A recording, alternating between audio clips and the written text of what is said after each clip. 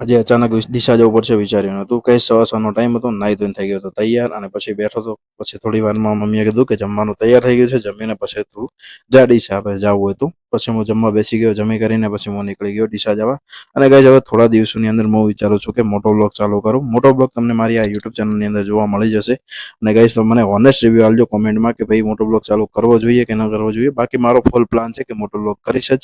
બાકી પછી આપણે નીકળી ગયા ડીસા જવા આવી ગયા ડીસા અને ડીસા આવીને પછી ત્યાંથી હું આવી ગયો સીધો ડીમાર્ટની અંદર થોડી વસ્તુ લેવાની હતી આપણે ટ્રીપનો પ્લાનિંગ કરી રહ્યા છે તેને રિલેટેડ થોડી વસ્તુ લેવાની હતી એ વસ્તુ લઈ અને પછી હું નીકળી ગયો ઘરે જવા અને ગાઈસ સીધો પછી આવી ગયો ડીસા